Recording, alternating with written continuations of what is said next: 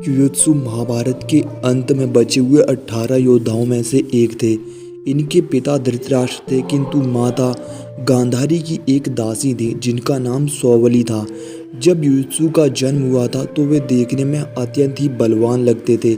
इसी कारण उनका नाम युयुत्सु, जिसका अर्थ होता है योद्धा, रखा था। वो दुर्योधन से छोटे और दुशासन से बड़े थे। महात्मा विदुर की भांति ही उन्होंने भी जीवन भर राजपुत्र होकर भी दासी पुत्र होने का दंश झेला था।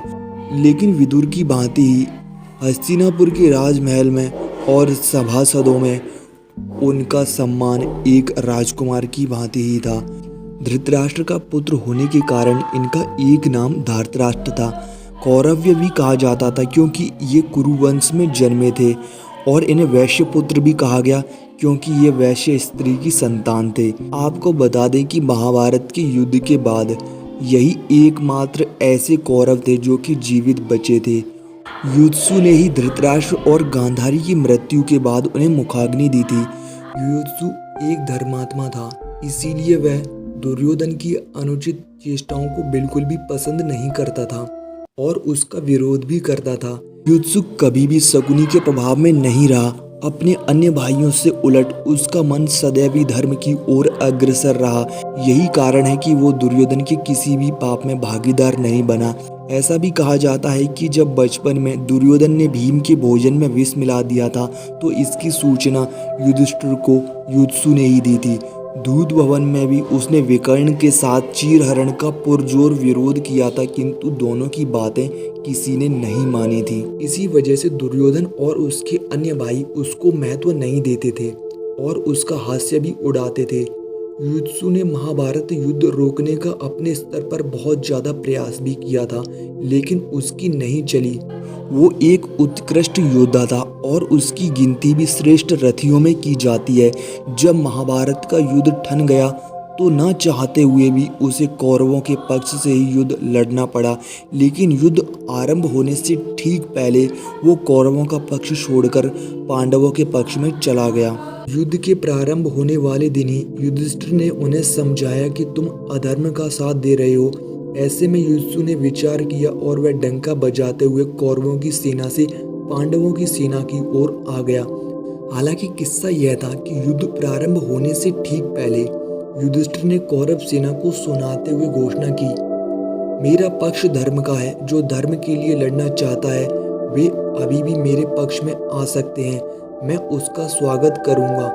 इस घोषणा को सुनकर केवल युयुत्सु कौरव पक्ष से निकलकर आए और पांडवों के पक्ष में शामिल हो गए। युधिष्ठिर ने गले लगाकर उनका स्वागत भी किया।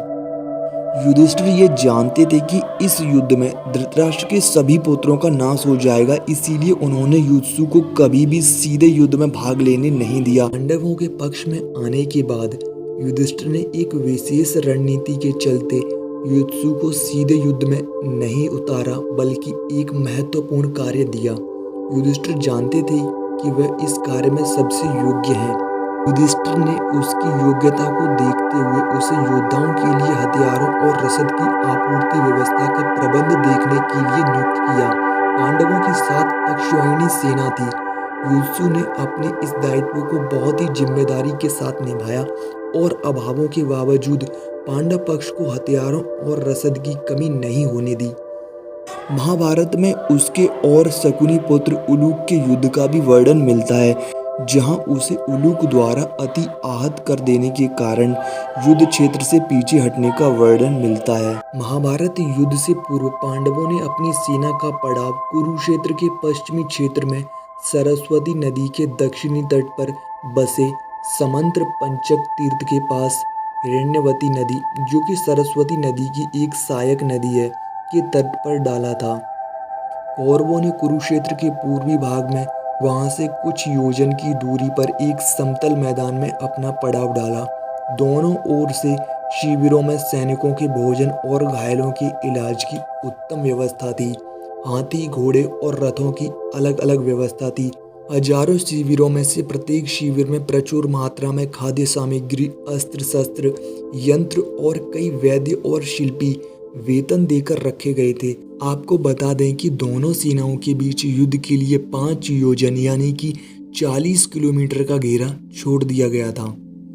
महाभारत के युद्ध के पश्चात जब कौरवों की पत्नियां और अन्य स्त्रियां विलाप कर रही थीं और भीम के भय से राजमहल में सभी भय से त्रस्त थे, तब युधिष्ठिर ने युधिष्ठिर और श्री कृष्ण की आज्ञा लेकर स्वयं हस्तिनापुर राजमहल में प्रवेश किया और सभी राजकन्याओं को सांत्वना दी।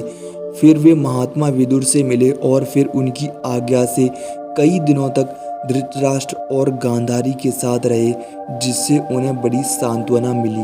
उन दोनों की मृत्यु के पश्चात युधिष्ठिर ने ही पुत्र धर्म निभाते हुए उनका अंतिम संस्कार किया। जब युधिष्ठिर हस्तिनापुर के सम्राट बने तो उन्होंने युधिष्ठिर को अपना मंत्री बनाया। 36 वर्ष राज करने के बाद जब युधिष्ठिर अन्य पांडवों और द्रौपदी के साथ स्वर्ग आरोहण को चले तो उन्होंने अभिमन्यु के पुत्र परीक्षित को हस्तिनापुर का सम्राट घोषित किया और युधिष्ठिर को ही उसका संरक्षक बनाया। दर्शकों, आज की वीडियो में केवल इतना ही। यदि आपको ये वीडियो पसंद आई है तो वीडियो को लाइक और शेयर कीजिए। यदि आप हमारे चैनल पर पहली बार आए हैं तो चैनल को सब्सक्राइब करना ना भूलें।